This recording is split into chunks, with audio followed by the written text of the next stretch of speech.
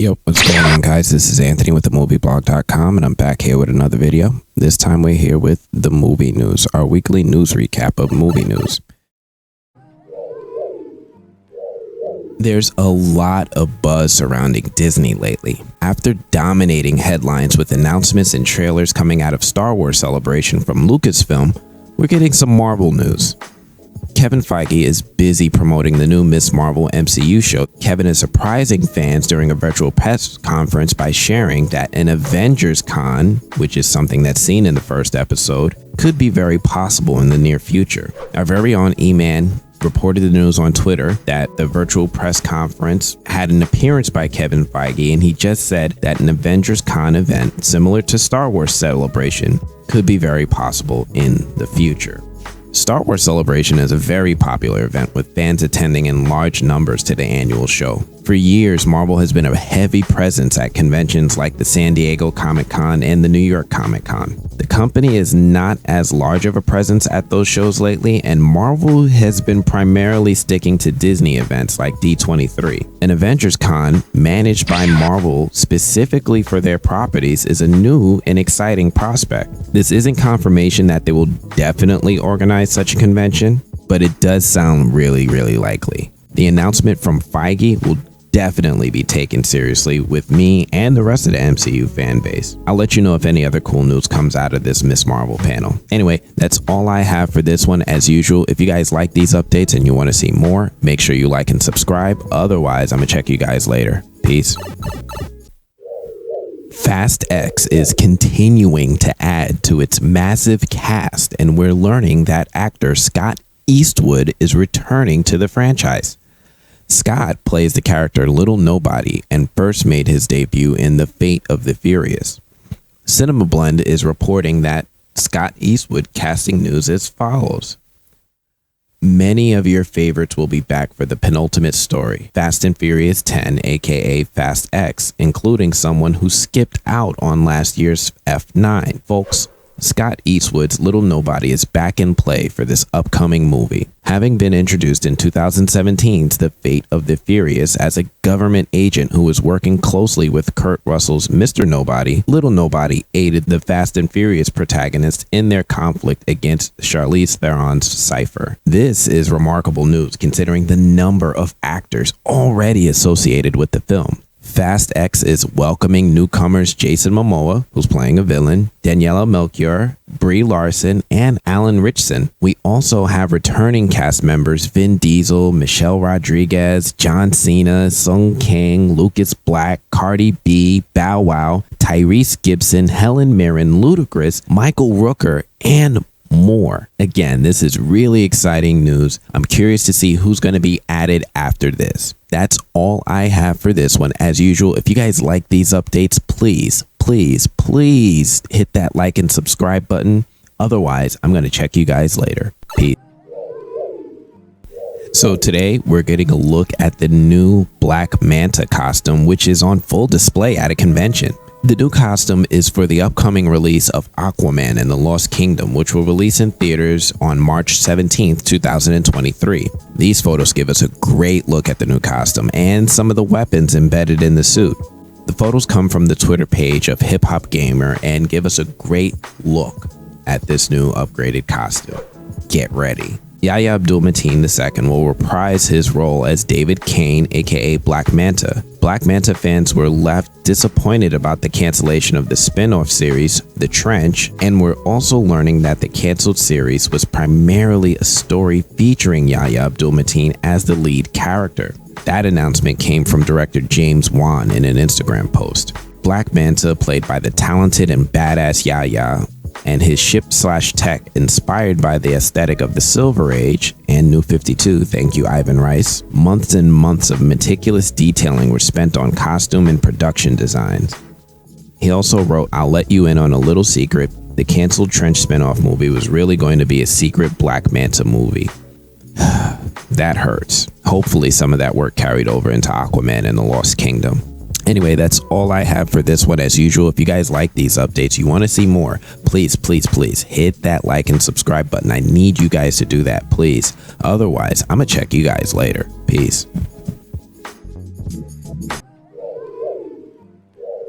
The Blue Beetle movie is in production for Warner Brothers, which is amazing news to type.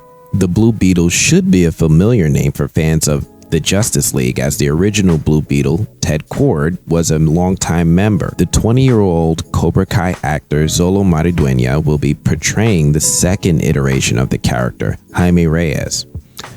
And we're now getting some cool set photos featuring Xolo in full costume. I think this costume looks amazing, and it's a really spot-on comic adaptation coming to screen. I really like what we're seeing with this costume. I really like what we're seeing with the casting, and I love how Warner Brothers and DC have been doing a fantastic job at adapting costumes for film and television. I've always been curious about the Blue Beetle character, and if I remember correctly, he's a lot like DC's version of Spider-Man. Again, I'm not really familiar with this particular iteration of the character, but this will be my first impression, and I can't wait for Xolo to introduce me to the world of Jaime. This costume looks really awesome. I mean, I'm now a lot more curious about this film. I wonder though, who's going to be the villain for this movie? Anyway, that's all I have for this one. As usual, if you guys like these videos, if you want to see more news updates, do me a favor. Please, please, please hit that like and subscribe button. I need this, please. And if you're... Otherwise, I'll check you guys later. Peace. Speed Racer is a cartoon, Mach Go Go Go, and franchise that has been around since 1967. The 57-episode anime aired in Japan on Fuji TV between April 1967 and March 1968. In the US, the show aired in syndication at approximately the same time, and the anime had an adaptation of film for audiences that was handled by the Wachowskis in the 2008 film Speed Racer. We're learning that the franchise is alive and well, and it's finding new life with a Speed Racer TV show coming from Apple TV and director J.J. Abrams. The news comes from Anime News Network and reads as follows. According to the sources, Hiram Martinez is serving as showrunner and co-writing the series with Ron Fitzgerald. Abrams is serving as executive producer at his company Bad Robot. The website state that the live-action series is part of Abrams and Bad Robot's deal with Warner Brothers, and that it's been in the work for years. I think this is particularly interesting considering some of the other headlines about J.J. Abrams and Warner Brothers. I like the idea of Speed Racer getting a new TV show, and I'm curious to see what they produce. It's been almost 60 years since the debut of the original Speed Racer anime. I love action. I love how Speed Racer sounds, and it's very interesting if they're able to make it appealing to today's audience. Hopefully this does better than that time that Peter Jackson and Steven Spielberg decided to revive Tintin. Anyway, that's all I have for this one. As usual, if you guys like these updates, you want to see more, please do me a favor. Please hit that like and subscribe button. I really, really need you guys to do that, please. Otherwise, I'm going to check you guys later. Peace. There's still a ton of news making its way online coming out of the Star Wars celebration in Anaheim. A popular online theory that I've been following is that Jedi Master MaceWindu may have survived his fatal encounter with Emperor Palpatine and Darth Vader in Star Wars Revenge of the Sith. Obi-Wan Kenobi star and producer Ewan McGregor spoke with Screen Rant regarding this theory and chose to comment on it. The news reads as follows. In an exclusive interview with Screen Rant, McGregor revealed that he does not think MaceWindu could have survived his fall after confronting Palpatine. When asked if the actor thought the Jedi Master was still alive, McGregor responded, No, I don't think so. After being reminded that Boba Fett was seemingly killed off and then subsequently returned, McGregor admitted that Windu's survival could have happened in the grand scheme of things, but then doubled down on his initial answer. Do you think Mace Windu is still alive? No, I don't think so. Is he? No. We never saw the body, and Boba Fett crawled out of that Sarlacc pit. Anything's possible. Anything is possible, I suppose.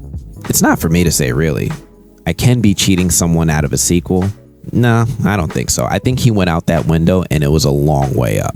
Honestly, this is a rare comment on the plot or a story element of a Star Wars character from an actor in the series. Rarely do actors openly comment on fan theories or speculation, so it's refreshing, surprising, but heartbreaking to hear this. Anyway, that's all I have or want from this one. If you guys like these updates and you want to see more, make sure you like and subscribe. Otherwise, I'm going to have to check you guys later. Peace.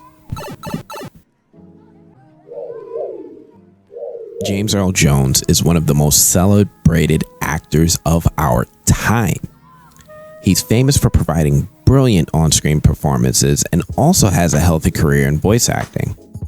Jones famously provided the voice for the galaxy's #1 bad guy in Star Wars: A New Hope upon release.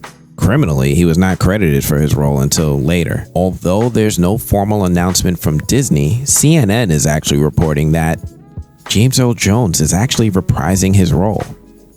The news reads as follows. Jones, at age 91, can be heard in the 3rd episode of Obi-Wan Kenobi. His role in the series had not been previously announced. Jones wasn't initially credited when Star Wars was released in 1977, though his name has been subsequently added. He also did the voice for the standalone movie Rogue One and in the animated Star Wars Rebels. Ewan McGregor plays the younger Obi-Wan. The other cast members in the Disney Plus series include Moses Ingram, Joel Edgerton, Bonnie Pice, Kumail Nanjiani, Rupert Friend, O'Shea Jackson Jr., Sung Kang, Simone Kessel, and Benny Safdie. I welcome the return of James Earl Jones as the voice of Darth Vader. Lucasfilm made a big deal about the return of Hayden Christensen, with many wondering about the voice of Vader and whether or not he would take a stab at doing the voice himself. Thankfully, Lucasfilm made the right decision to bring back the iconic actor James Earl Jones for the role. Obi-Wan Kenobi is rumored to be getting a 2nd season, so let's see how things go from here. Anyway, as usual, if you guys like these updates and you want to see more, please do me a favor, hit that like and subscribe button. Otherwise, I'm gonna check you guys later. Peace. The Star Wars Celebration was live in Anaheim, and we got a ton of news from the event. The folks at Lucasfilm are pulling out all the stops at the celebration and are inviting everyone from the production to the show. One of the biggest surprises of the show was the teaser trailer for Andor. Now, Andor is a prequel show for the Star Wars spin-off movie Rogue One. Kathleen Kennedy, Diego Luna, Genevieve O'Reilly, and more were on hand to reveal the trailer, which was released online. The slick new trailer looks cool, but that wasn't the only news. We're also learning that the TV show will actually be 2 seasons long. Each season of Andor will be a 12-episode arc, with the 2nd season ending directly at the beginning of Rogue One. We got the news from Emmanuel Noisette, and he tweeted, "The Andor timeline takes place 5 years before Rogue One. Season 1 is 12 episodes, brings us 1 year closer. Then another 12 episodes shoot to November to finish the second half of the story, which will be the next 4 years. The final scene leads right into Rogue One." I think the 5-year timeline is a super interesting detail. I can't help but wonder how they will show 5 years of the story unfolding over 24 episodes. That's all I have for this one. As usual, if you guys like these updates and want to see more, make sure you like and subscribe. Otherwise, I'm gonna check you guys later. Jon Watts is working on Star Wars Skeleton Crew. Jon is known as the Sony MCU director for the Spider-Man trilogy starring Tom Holland. That franchise is wildly successful. It is incredibly popular with fans of the wall crawler. We have some unexpected and surprising news coming from the Star Wars celebration that the No Way Home's supporting actor Jon Favreau and Jon Watts are working on a new Star Wars project. Jon Favreau is very influential in the Star Wars franchise on Disney Plus, and Jon Watts' pitch for a Star Wars show is getting made. The new show is Star Wars Skeleton Crew and will feature 4 12-year-olds as the protagonists of the show. Interestingly, Jon Watts is sharing and emphasizing that this is not a kids show. It's the story about a group of kids about 10 years old from a tiny little planet who accidentally get lost in the Star Wars galaxy, and it's the story of their journey trying to find their way home. And to be clear, we want to make sure that everyone gets it's stars for kids, but it is not a kids show. It is. Right, you think it's about, they like to say it's like as much for kids as Clone Wars. I'm like, well, we cut people's heads off in Clone Wars, so I'm not sure that that's the measurement you're looking for, but okay, sure. I mean, they'll be excited about that. Star Wars is for kids anyway, all for kids. We're all big kids. I love it since I was a kid, and I still gonna love it when I'm much older, like I am now. So you're gonna love it. You're gonna love it. Can you guys tell us where it takes place in the Star Wars timeline? Well, I mean, we're producing it with these wonderful gentlemen here, and so luckily we get to fold it into that, after Return of the Jedi, Ahsoka, Mandalorian time frame. Yeah. All a little connected in weird ways. Good.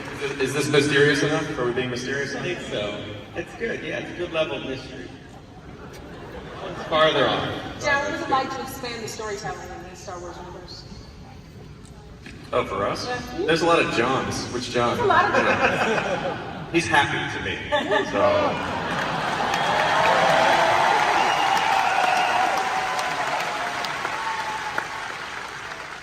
We really like the opportunity of using kids to give you a slightly different perspective on the Star Wars universe, to see the galaxy through a different pair of eyes.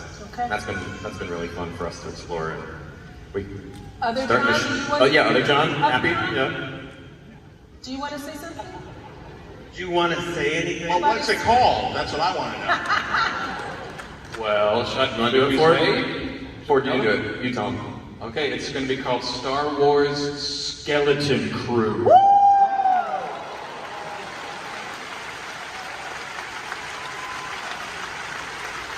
Whoa. Oh, and it stars Jude Law. Oh,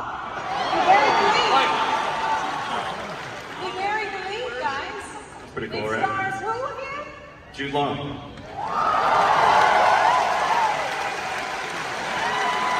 he is. Yes, that's a picture of him. That's a picture of him when he found out that he wasn't allowed to come to the celebration. Real good. It's a shame he's not good looking, guys. Sad that he's not. Okay, so we have the title. We know a little bit of what's happening. That's it. That's when it. do we get to see it? We start shooting pretty soon, so you guys get to see it next year. All right. Well, you heard it here first, Star Wars. That's all I have for this one. As usual, if you guys like these news updates, you want to see more, make sure you like and subscribe. I really need you guys to do that. Otherwise, I'm going to check you guys later. Peace. Katee, what does it mean to embody this character that you've been a part of for so long? You know, I've said this before, my dad raised me on science fiction. And he raised me on strong characters. And when I was little, you didn't have a lot of strong female characters to choose from. You know, we had Sigourney and Linda and Lucy Lawless. And, you know, but I wanted to be Bruce Willis. I wanted to save an atomic building. Like and to be able to play the women that I've been able to play throughout my career has been such a gift. And strong women keep presenting themselves to me. And these guys at the end of the table are responsible for creating so many strong characters. The fact that they're women, they're just women.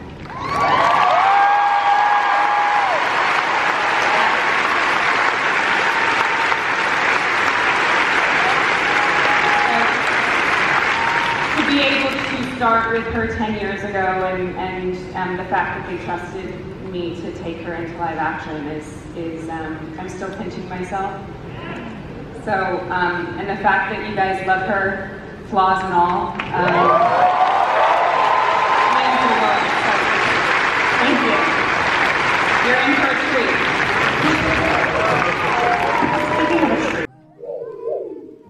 The Star Wars Celebration was live in Anaheim, California, and we got a lot of great news from Lucasfilm. Indiana Jones 5 is another feature film in production at the studio, and we're getting updates from the show. The show itself is bursting with news and surprise announcements, but one of the most surprising is the appearance of Harrison Ford himself at the celebration.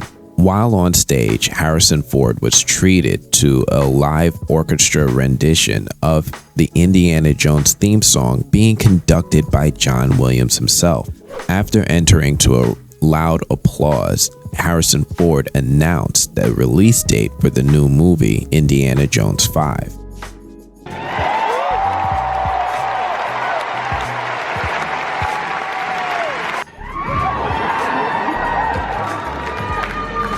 I told John on another occasion when we had a chance to get together that music follows me everywhere I go.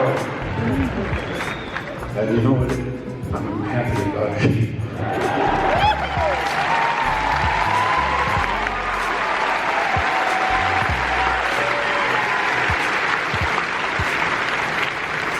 That music was playing on the speakers in the operating room when I had my last colonoscopy.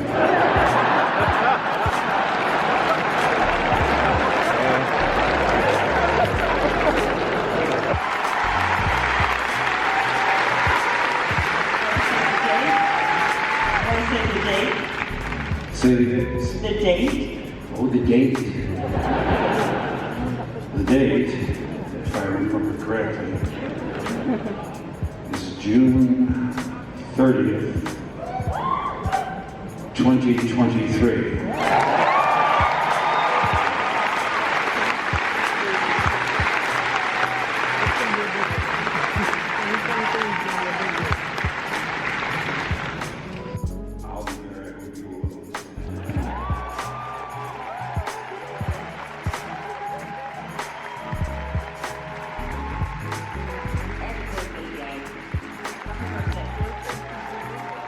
Indiana Jones 5 is releasing in theaters on June 30th, 2023, with James Mangold actively completing the effects and working on the film now. In addition to the release date, we also got that teaser image to go with the news. Anyway, that's all I have for this one. As usual, if you guys like these updates, you want to see more, make sure you like and subscribe. Otherwise, I'm going to check you guys later. Peace. It's who's making the sausage? Girl, you right here in front? You want me to just yell? She's coming. Sorry, making you run around. Okay, thank you. Hi, E-Man or Emmanuel from E-Man's Movie Reviews and the Movie Blog in Chicago. So 3D printing, deep fakes, technology is obviously moving forward. Is there any technology that's currently, spurring new ideas that have you guys fascinated and, just inspiring you to do something better and cooler? Genetic engineering. Okay.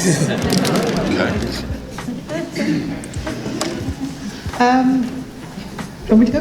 I would say that a lot of AI technologies, figuring out how we can automate and really get more natural reactions from characters that we make, and on stagecraft, for example, when we use our real-time technology to populate the scenes, there are happy accidents that happen when we're using that technology, because it is running and it's running live, and just like in real practical filmmaking, there is those things that you can't plan that happen on stagecraft that are just naturally generated through the real-time tech. That's what I love. It's finding that new way to do things that are actually repeating traditional techniques, but there are the things that you can't plan. That's what I'm really excited about right now. And I'd like to add to that it's been proven now that anything you want to put on a screen is possible to capture, but that doesn't mean that you should. I mean, visual effects, no matter how they're made, even if you go back to the days of building a model and shooting it against a blue screen, it's a tool for telling a story. And personally, I don't like it when somebody comes out of a theater and says, wow, what great special effects. Because that, to me, that means you weren't fully engaged in the story that some director's trying to tell. So I believe that effects should be used sparingly, and there shouldn't be one more effect in a film that you don't actually need. It should be about telling the story, as at the bottom of it all. Let me just add one thing. I think that we need to do a little more investigation as to what reality is visually, because I think a lot of the effects work is falling short. And if it just can notch up a little more, it'll be more real. And to go with what Joe's saying, then you're more into the movie. Not that everything has to just look real, but if you're trying to make something like in a familiar environment like that, the closer that gets, so then you can add your fantasy, but into real, then the experience will be stronger and the emotional reaction will be stronger. Yeah, I have a different take on that, and I never really aspired to real, and maybe because a lot of it was because you can never achieve that. It's only going to be a simulation.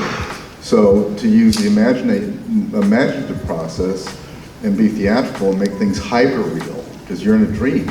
You're in a cinematic dream. And to make things just, hold them from another dimension of imagination and put them into this thing so that you trick the viewer's mind in a way. It is real in their mind because it is new, but it's not like, real. And so reality is a really mercurial thing that I think that, I don't know, would you agree with that in designing things? That you're not trying to make something real, but you're trying to make something like, wow! Well, you're trying to make something feel real. You're trying to make something that, everybody knows it's not real. Everybody knows that this spaceship is not flying through. But if you're engaged in the story, you forget all that. And that's why I don't think it matters if the entire audience knows how a visual effect is done. You're engaged in the story, and you're going to forget about all that, about how it's achieved. You're engaged in what the director's trying to tell you. Well, about 8 or 9 years ago, I remember reading an interview that Bob Zemeckis gave, and of course, Bob's so visually progressive, always thinking, a creative collaborator, and always pushing the medium. And he said, we've reached a point with digital effects where most serious audience members who really love, cinema, they know that anything is possible. So you no longer can a film carry its weight by simply dazzling you. And he said, this is a call to action for directors and storytellers and writers, because now it's back to story. There was a little window of time when you could just, show them stuff that they'd never seen before, and that was, almost enough reason to be in the theater. Not anymore. And I think that's it's a great thing. I think that was concise and clear and correct. And I think it does all come back to, what does a story have to say? Keep this party going. Ron, the love for Xolo was palpable in that room. I'm just curious what that felt like, and also what it felt like to kind of return home to work with ILM again when you worked on Xolo.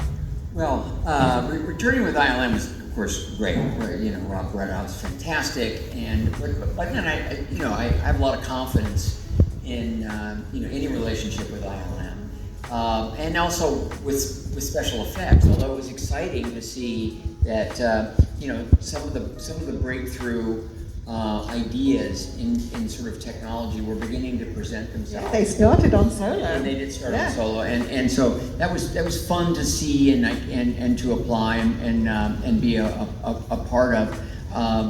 Also, it was for me coming in when I did, everything was suddenly a very tight schedule, and I was beginning to approve pre-designed effect shots as finals. even while we were shooting. And so there was a lot of trust there. It's just great to have that trust in that collaboration. And as far as the sort of love for Xolo, of course, it's incredibly gratifying, and it means a lot to the cast. A great young cast who put their heart and soul into the movie, and so it means the world that somehow the film resonates with Star Wars fans. That's all everybody hopes for. Yeah.